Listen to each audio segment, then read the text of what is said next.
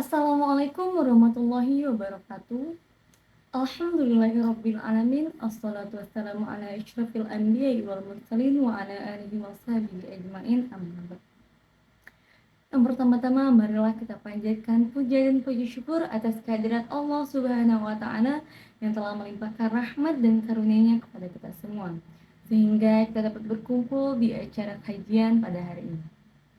Salawat serta salam tak lupa pula kita haturkan kepada junjungan Nabi besar Muhammad SAW dengan mengucapkan Allahumma sholli ala Sayyidina Muhammad wa ala ali Sayyidina Muhammad yang telah membawa kita dari zaman jahiliyah ke zaman yang terang benderang ini sehingga kita dapat merasakan nikmat iman dalam kehidupan kita.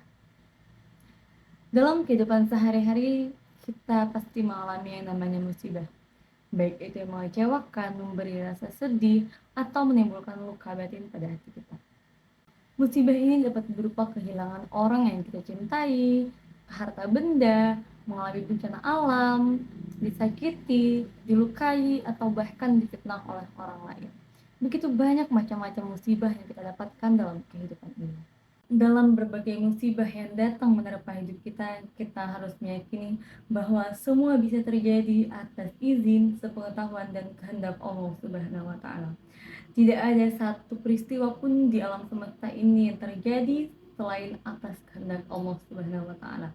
Allah berfirman dalam surah Al-An'am ayat 59. Dan pada sisi Allah lah kunci-kunci semua yang gaib. Tidak ada yang mengetahui kecuali Dia sendiri. Dan Dia mengetahui apa yang ada di daratan dan di lautan. Dan tiada sehelai daun pun yang gugur melainkan Dia mengetahuinya.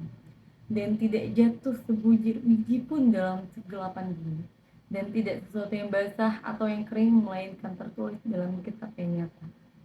Dari penjelasan ayat di atas dapat kita ketahui bahwa segala sesuatu yang terjadi di alam semesta ini pasti karena kehendak Allah Subhanahu wa taala. Bahkan dari sehelai daun pun yang gugur itu pasti karena kehendak dan pengetahuan Allah Subhanahu wa taala. Karena Allah lah yang Maha mengetahui. Atas dasar inilah dalam menghadapi musibah kita harus memiliki sikap sabar. Karena dari musibah yang datang menerpa kita itu tidak lain dan tidak bukan atas kehendak Allah Subhanahu wa taala. Hadirin yang dirahmati Allah Subhanahu wa taala. Maksud dari sabar adalah menahan emosi dan menahan diri dari sebuah keinginan. Bertahan dalam sebuah kesulitan tanpa adanya rasa mengeluh. Saat mengalami musibah, Allah Subhanahu wa taala memerintahkan kita untuk menghadapinya dengan dua hal, yaitu dengan sabar dan salat. Seperti yang difirmankan Allah dalam surah Al-Baqarah ayat 153 yang berbunyi, Bismillahirrahmanirrahim. Ya ayyuhalladzina amanu ista'inu bis-sabri was-salah, innallaha ma'as sabirin. Wahai orang-orang yang beriman, jadikanlah sabar dan salatmu sebagai penolongmu. Sesungguhnya Allah bersama orang-orang yang sabar. Dalam ayat tersebut kita diperintahkan untuk menghadapi sebuah musibah dengan sabar dan sholat. Bahkan sabar didahulukan baru kemudian sholat. Hadirin yang dirahmati Allah Subhanahu wa taala. Tidak hanya dalam menghadapi musibah, namun dalam melaksanakan ketaatan dan menjauhi larangan Allah, kita juga dituntut untuk memiliki sikap sabar. Kenapa dalam doa tersebut kita juga harus sabar? Karena hal itu merupakan hal yang berat, bahkan bagi sebagian orang tidak mampu melaksanakannya. Taat kepada Allah dan menjauhi hal-hal yang diharamkannya itu sangatlah berat, apalagi bagi orang-orang yang ingkar dan tidak ikhlas dalam menjalankannya, itu sangatlah berat. Mengapa?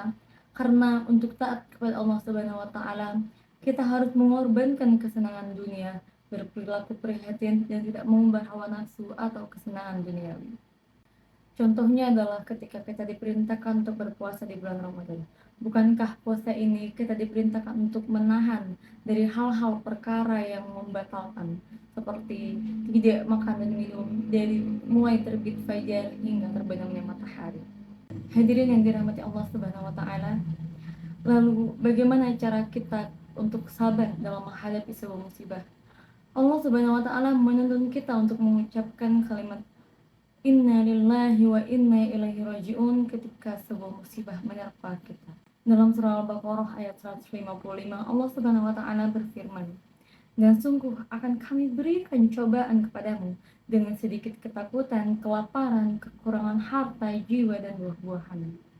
Dan berikanlah berita gembira kepada orang-orang yang sabar, yaitu orang-orang yang apabila ditimpa musibah mereka mengucapkan Inna lillahi wa inna ilaihi raji'un. Ucap kalimat Inna lillahi wa inna ilaihi raji'un, maka kita akan sadar bahwa segala sesuatu yang ada di dunia ini pada hakikatnya hanya milik Allah Subhanahu wa taala. Hadirin yang dirahmati Allah Subhanahu wa taala, mudah-mudahan Allah tetap menjaga hati kita baik ketika diuji maupun diberi nikmat, agar dalam dua keadaan ini kita tetap menjadi mukmin yang baik yang insya Allah Allah suka kepada kita. Apabila kita diuji maka sabara fakana khairullah, dan apabila kita diberi nikmat syakara fakana khairullah. Apabila seseorang diuji dan ia sabar dalam menghadapinya, maka itu menjadi sebuah kebaikan. Lewat apa sebuah ujian menjadi sebuah kebaikan? Tentu melalui sabar. Bukankah Allah mengatakan wa basyiris sabirin? Sampaikanlah berita bahagia, berita gembira kepada orang-orang yang sabar. Begitu banyak manfaat atau pahala yang Allah sedekahkan bagi orang-orang yang sabar. Begitu banyak kebaikan yang Allah limpahkan. Begitu banyak rahmat yang Allah berikan kepada orang-orang yang mampu melakukan kesabaran. Dan apabila seseorang diberi nikmat dan ia bersyukur, syakara fakana khairul lakum. Bagaimana sebuah nikmat menjadi sebuah kebaikan?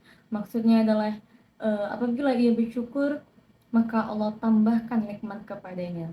La in syakartum la azidannakum. Orang-orang yang beriman tidak akan pernah merasa rugi dalam hidup mereka apabila mereka melakukan sabar atas ujian dan nikmat yang telah diberikan Allah Subhanahu wa taala kepada mereka. Kemudian dalam menjalankan ketaatan kepada Allah dan menjauhi hal-hal yang diharamkannya, tidak lain dan tidak bukan yang harus kita lakukan adalah ikhlas. Ikhlas dalam melakukan ketaatan kepadanya dan ikhlas dalam menjauhi perkara-perkara yang dilarangnya.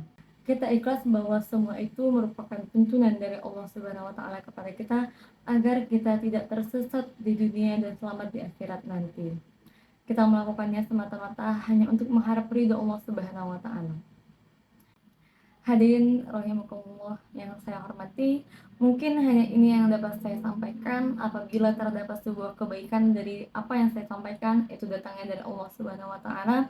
Dan apabila ada sebuah kesalahan atau kekhilafan, maka itu datangnya dari saya sendiri. Saya Isti Humairah dari Prodi Manajemen Dakwah Fakultas Dakwah dan Komunikasi Universitas Islam Negeri Sultan Syarif Kasim Riau mengucapkan terima kasih atas perhatian dan mohon maaf atas kekurangan. Wabillahi taufiq wal hidayah. Wassalamualaikum warahmatullahi wabarakatuh.